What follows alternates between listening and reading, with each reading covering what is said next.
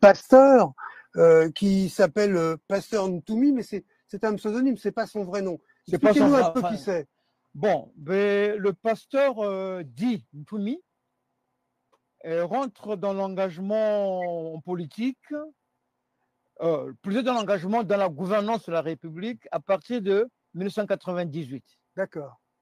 Hein? Donc, c'est au sortir des événements que le Congo a connus en 1997, avec le débandade ou la débandade de certains citoyens proches d'une milice locale qui sont retrouvés dans le pool. Et lui, il a, sur la base religieuse et mystico-religieuse, il s'est fait un nom qui depuis toujours, il s'est affronté avec les gouvernants de l'époque. D'accord. Jusqu'au jour d'aujourd'hui. Son vrai nom, c'est quoi? C'est Frédéric Binsamou. Frédéric Binsamou. Donc, citoyen Frédéric Binsamou. Et après, il a porté le nom du pasteur Ntumi. Pourquoi il s'est appelé Ntumi? Ça veut dire quoi? Ntumi, chez nous, veut dire quelque part, c'est le responsable. D'accord. C'est le chef. Donc, Ntumi.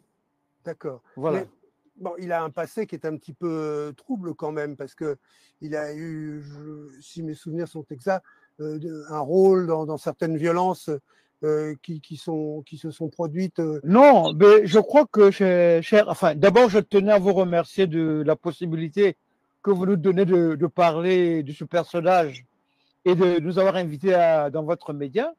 Mais il faut d'abord savoir ceci. Ce n'est pas lui qui est à la commencement, qui est à la genèse. Ce qui est à la genèse, c'est la gouvernance du Congo. D'accord. Prônée par un système qui a fait de telle sorte que le mensonge... Ça, c'est votre point de vue. Non, c'est un point de vue historique, c'est un point de vue propre à une aile des ressources humaines qui veulent bien connaître l'histoire du pays. Mais quand même, il rappelle un chapitre un peu douloureux du passé congolais. Non, nous dirons plutôt que si, mais il n'est pas, parce que le Congo se gouverne par la violence et le mensonge depuis l'origine des temps.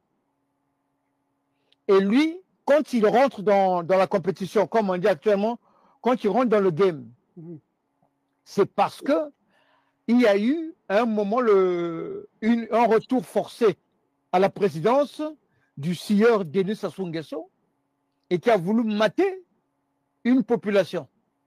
Alors, et lui, il s'est dit non, qu'on ne peut pas, et c'est dans ce cas qu'il est remonté à l'origine de la résistance depuis les années 50, quand à l'époque, le peuple congolais résistait contre l'occupation ou la pénétration coloniale. Alors, dit comme vous le dites, est-ce que vous pensez qu'il est en mesure d'incarner, d'une certaine façon, un projet d'unité nationale?